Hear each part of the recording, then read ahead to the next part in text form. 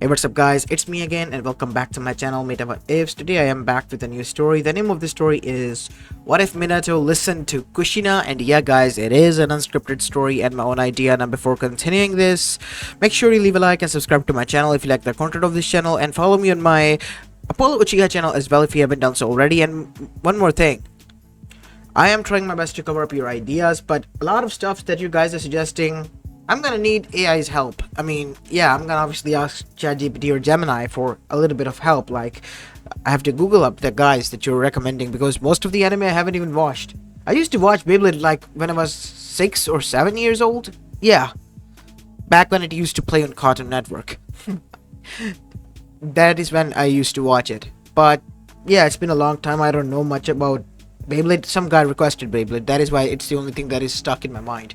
Anyways, this is a different take on, if something different happened on the Nine Tails attack. So yeah, let's see how things goes, and hopefully it will be interesting because it's an unscripted story. So without any further ado, let's begin with our today's story.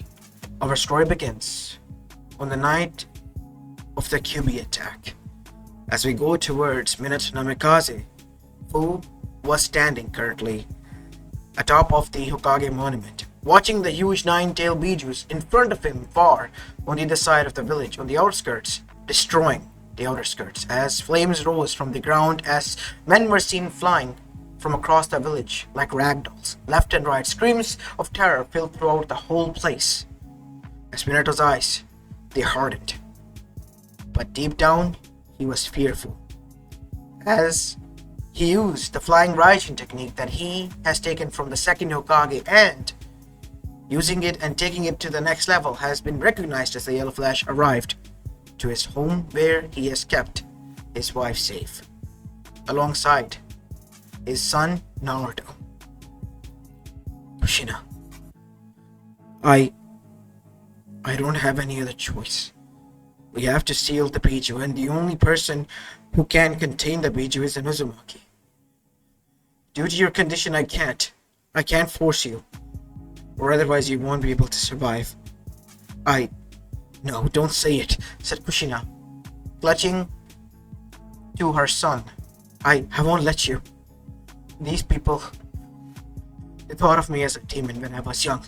They tried to isolate me, turn me into a weapon, Minato. They even tried to sell me to Kumo. You were aware of it if you hadn't rescued me.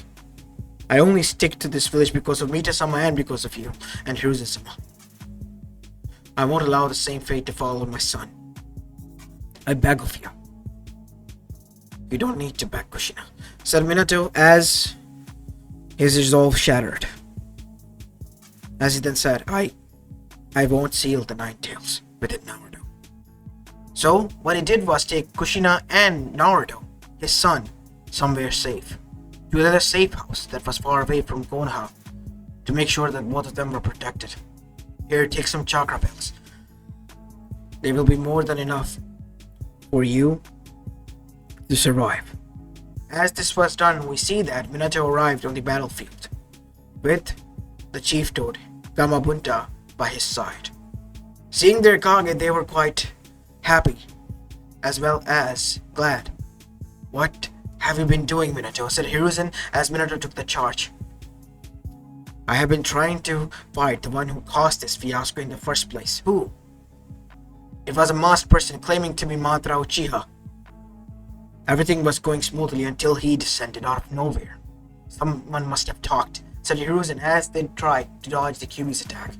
The one thing that has happened right now was that due to the Chief Toad being there, the odds were now somewhat in the shinobi's favor. We have to seal the Biju, but how? I do not know. What? What do you mean you don't know? Said Hiruzen, looking towards Minato. I don't know how we're gonna stop the Biju. Minato, come on, think. You're a genius and our Kage. I'm sorry, but all we can do is delay the inevitable. You know that there is no way we can stop the Nine Tails. There is a way. We need to use a Jinchuriki. But only a Uzumaki, as that is when Hiruzen stopped. What about your son? He can become the Jinchuriki. No. What? He said no. I won't burden my son with such things. Minato, are you serious? Look at the situation in front of you. Are you mad? The whole village is gonna suffer because of this decision. This selfish one that you're making. I don't regret it. As Hiruzen was just stunned. As Kyuubi, defeating them, breaking their line of defense, went straight to the village. Destruction ensued, and then after satisfied, the Kyuubi left. As Hiruzen stood there, I apologize, sir, Hiruzen-sama, but enough, Minato. Not only me, but the people of Konoha had placed their trust in you. I can't talk to you right now. As everyone was now pissed at Minato as they left. But Minato knew deep down that he has made the right choice. Listen, kid, said Gamabunta. I get it that your people are mad, but know this. For Uzumakis, it has always been one thing and one thing alone. Family above all. And you are a true Uzumaki, even if you are married into the clan. To follow that code. And I, as the chief toad, can respect that, even if they can't see it yet. And so, now we see, by the next sunrise, people were already aware of what has happened. Their Kage, their hero who saved them in the 3rd Great Shinobi War, has just turned cold feet at them. Refused to use his son as a Jinchuriki that could have prevented the destruction.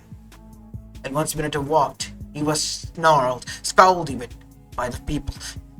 Some even yelled, because of you we're suffering, just because of your selfishness.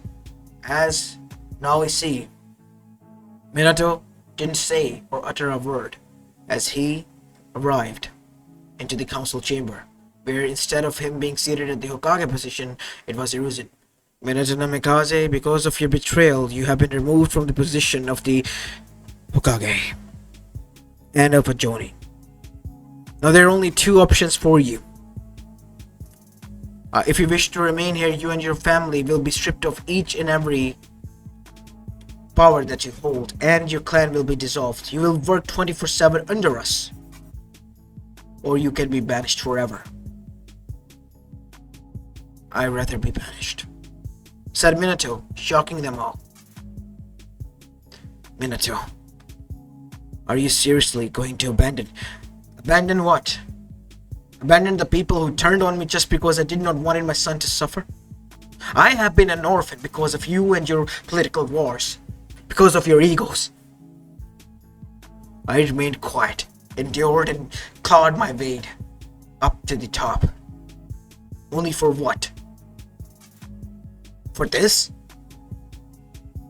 I killed 1,000 men for you, and it wasn't enough.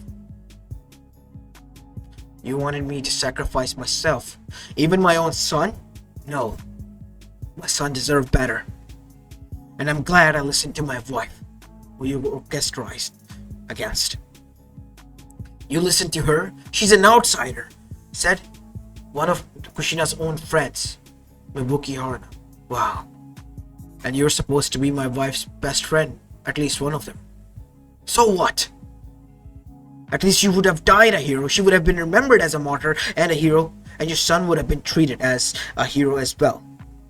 Do you guarantee that? As they were taken aback, I said, do you guarantee that, written in your blood, that this would have happened? Imagine this, the Kyuubi who has already caused enough destruction, killed millions of people. It was sealed within my son. Both of us died. What would you have done? You're showing your true colors already, and I fear for the worst, if that would have happened. And knowing that, I'm glad that I did not listen to you all. Because all you do is take and take and take. Until there's nothing left. And then you throw away. What are you gonna do? Throw me out? Fine. I disown Konoha as my home. I'm leaving with my family by the end of the day. And so, Minato arrived inside the safe house where he began to pack. What is going on, Minato? We're leaving this shithole. What? What do you mean by that? Isn't this our home? No, Kushina. Not anymore. They showed their true colors, as you said. They wanted rather me and you die and be considered heroes and our son to be in the Jinchuriki. They think they can manipulate our son. No, I would never let that happen. First we get out of here, then get you healed, and then make sure that our family is safe. You were right, Kushina. Uzumakis always follow one code and one code alone. That is why they were strong enough to form their own village in the Shinobi village era. Family above all. And so, by the evening, before an hour or so of their time up, there was a knock on the door, and there stood Hiruzen Sarutobi as well as Jiraiya. What the hell, kid? What is wrong with you? You had one chance to be what, Sensei? To get myself killed and made my son orphan? For what? For hollow medals? For glory? For whatnot? I'd rather live and raise my son as a father than die for these pathetic people who would turn their backs on you as soon as you don't go their way. That is not how Konoha's people are. To me, they are now because I see the true faces of them. One slip is all it takes, and now I am a drifter without a home. I pray that Konoha stays safe in the future from the Kyuubi that is still out there. I can't believe it, kid. How far have you fallen? It's not me who has fallen. It's Konoha. Yeah, it's Konoha. And so, Minato and Kushina left with Naruto. As soon as they set a foot outside, they disappeared using the Harishin. Because they knew Danzo and the others would try to locate them, take the Jinchuriki, take the child back to make him into a Jinchuriki. And once they left, the civilians tried to raid the home to find some scrolls or whatnot. But instead of finding anything, there was explosive seals and destruction. Some of the civilians that Shinobis got caught in the explosion died. Minato was cunning because he was aware that this would have happened. Well, Konoha was enraged and wanted Minato found for and pay for his crimes. Minato, Kushina, and Naruto had vanished from thin air. As time began to pass by, Jiraiya was summoned again, back to the Mount Miyaboku, because Kamamaru-sama, he has called for an important announcement. He was frightened by the very concept of it. Why is Kamamaru-sama so upset, as you mentioned?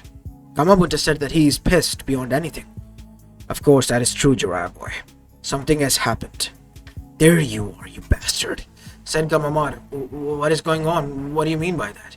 Because of you, the whole fate of the world is in shadows now. I can't see anything.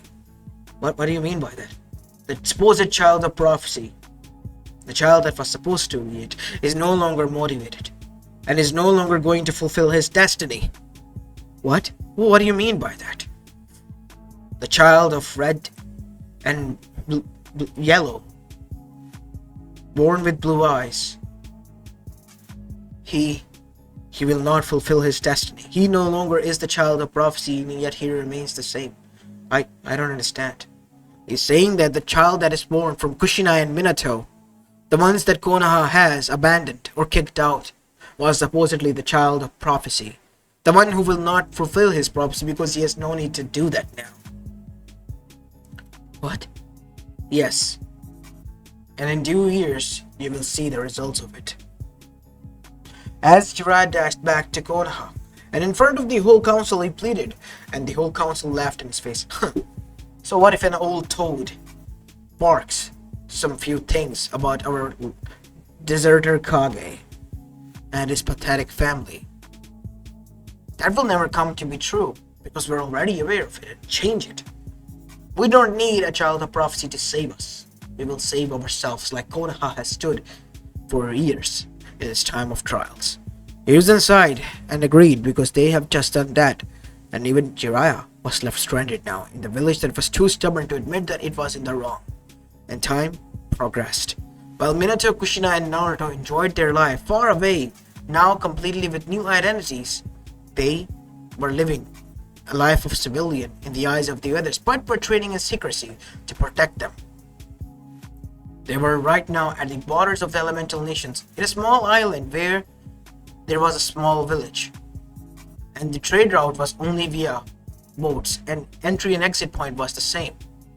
So, it was pretty much far away, and the people there rarely used chakra. And not like that island was filled to the brim with chakra, but it was more than enough for them to train and regain quickly.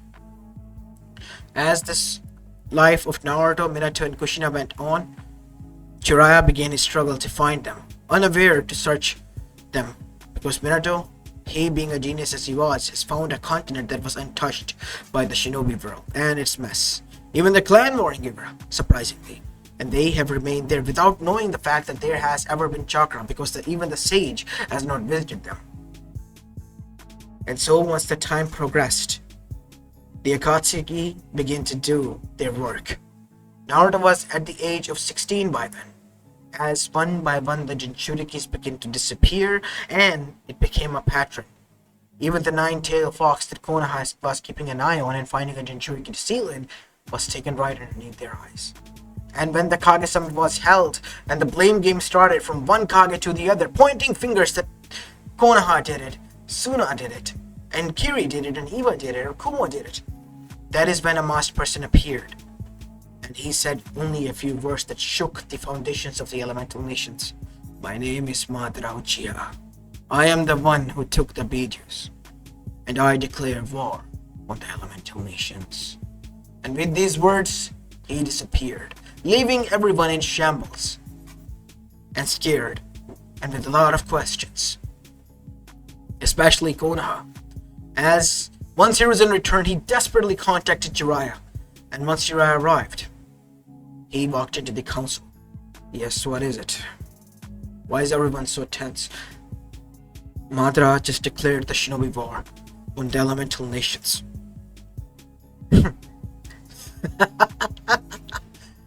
As Jiraiya began to laugh, clutching his stomach, he began to laugh.